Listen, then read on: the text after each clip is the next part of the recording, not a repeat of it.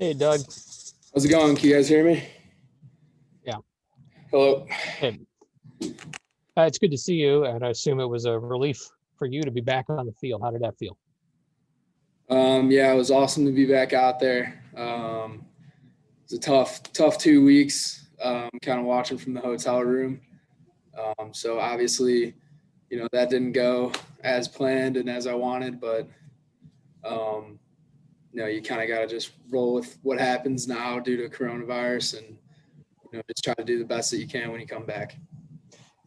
I know you had Zoom meetings and whatnot, but is there anything else you did to stay engaged mentally and physically? Yeah, I think, the coaches did a good job. Coach Rob Delaney and Coach Bob McLean, both of them had certain things for me to look at for the team going into the Minnesota week, and I was able to watch a lot of Minnesota tape, and then get a jump start on Rutgers. So kind of what I did for 2 weeks. So, how do you watch the game when you're in the hotel room watching your team play? Same way as everyone else.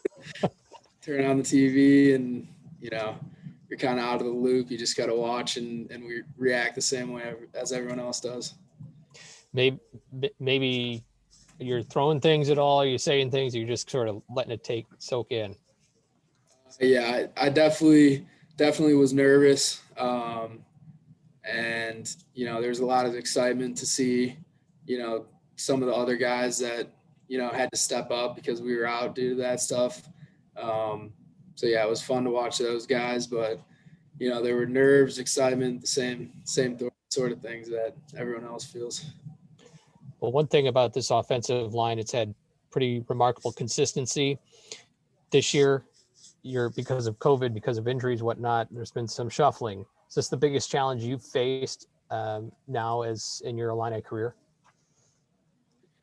I don't know if it is the biggest challenge. I think it's certainly unique because there's new guys shuffling in, and we've had pretty consistently the same five guys or same four guys be in for most of the time. But we have all the confidence in the world with the young guys stepping up, and I think they have shown that they can step up, and they've looked pretty good doing it. So we'll see what happens in the future, but we feel good about those young guys in the room. Glad you're back. Thanks a lot. Appreciate it.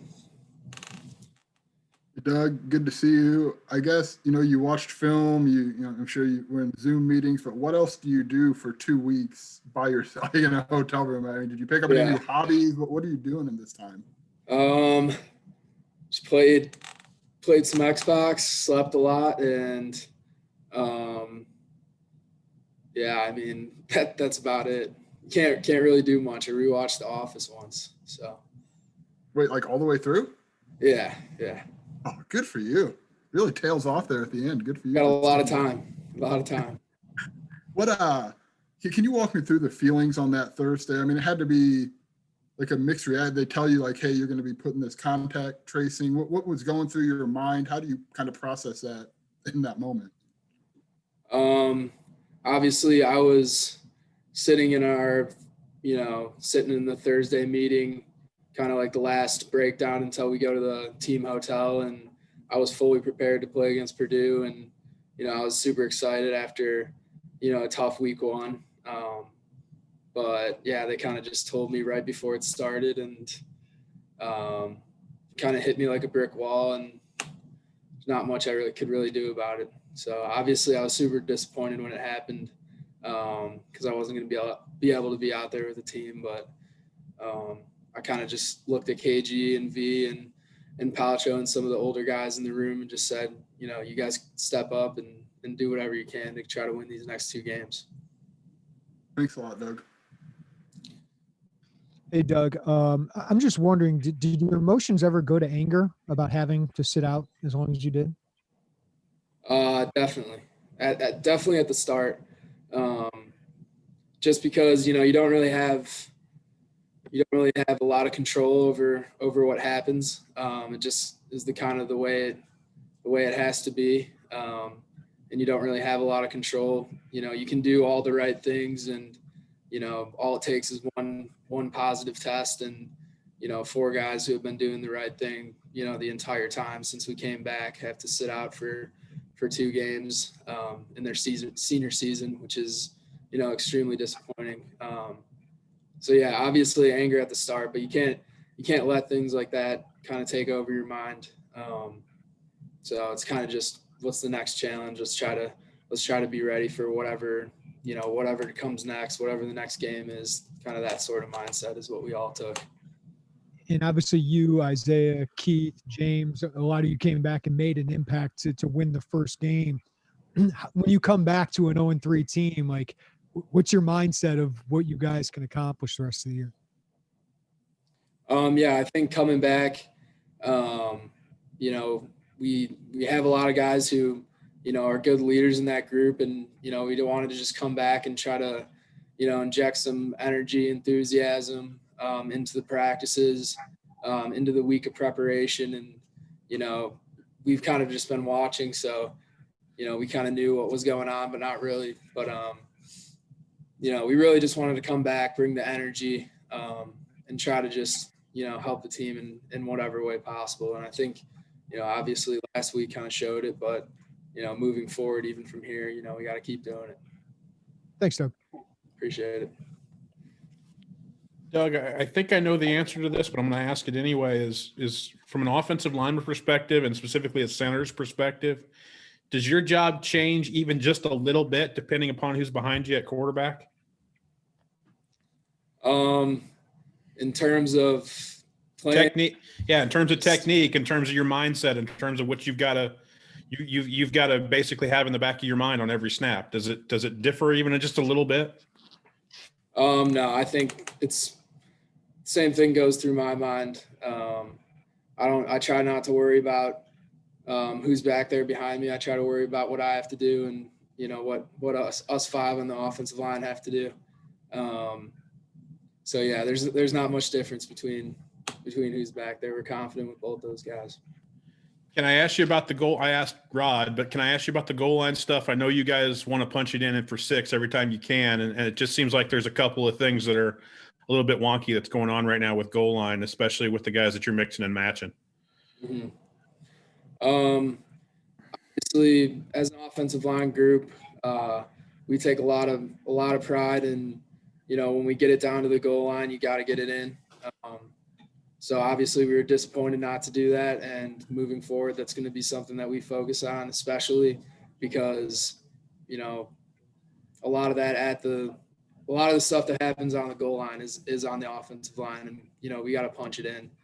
We got to get movement up front, and that falls on our shoulders to do.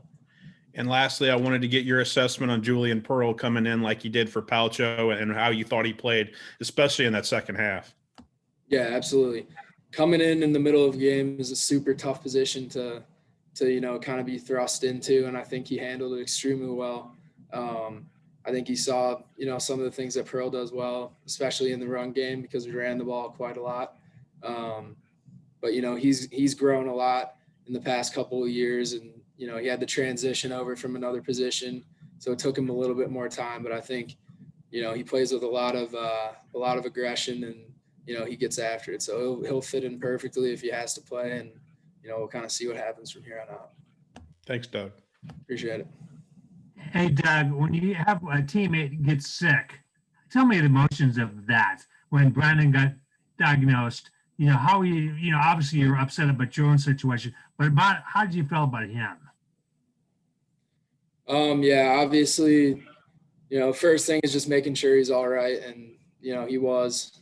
So just shooting him a text messages and making sure he was all good. But yeah, after that, we were all super disappointed. He was disappointed as well that he wouldn't be able to play. Because like I said before, when you do all the things right and you socially distance, wear masks, and try to go through all the precautions, it's tough when something still happens. So it was a bit disappointing, but happy Brandon's okay, and we'll be all good. Been around people that found out that had it, I started thinking, how much time did I spend with them? Did you go through some of that as well? Like how much time do we spend together in that kind of, you know, self-diagnosis of what's going on with you? Yeah, I think so. You know, you kind of think back into the little time in our apartment where we were just kind of sitting next to each other. But as far as that, I mean, other than that, you know, we kind of knew that if one of us got it, there's a pretty high chance that the other guys could have gotten it. So it was kind of just something that, you know, a lot of people are living with right now, just knowing that if someone they live with gets it, then you might have a chance. But I mean, it was nothing crazy. So. Last thing, Doug, has this changed the way you go about life? Just the whole, you know, whole thing you went through. Has it changed the way you look at people, maybe the way you do things? Are you talking about Brandon getting it, or? Yeah, and you having to isolate. Are you being, you know, maybe even more careful than you were before, or were you maybe at that level before? Yeah, I think, you know, we were already trying to do those things beforehand, which is why part of the reason why it was disappointing and frustrating. So yeah, that's all you can really do going forward. There's nothing else you really can do other than socially distance, wear masks, and, you know, follow the protocols. Thanks, Doug. Thank you.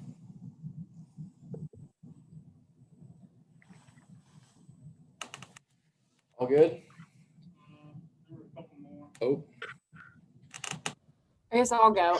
Now that you guys are coming off a win and you're getting all your players back from COVID, do you feel that this, like, your team's coming together and this is going to be like a turning point in the season? Yeah, I think, you know, you got to take it week by week and just, you know, we won last week, which is great. But it's 1 week and, you know, you just got to move on and keep pushing. It's a Big Ten conference, so every week is going to be tough. And, you know, you can't really look ahead as, you know, thinking this may be a turning point. You just got to keep pushing, keep grinding, and trying to prepare to win games.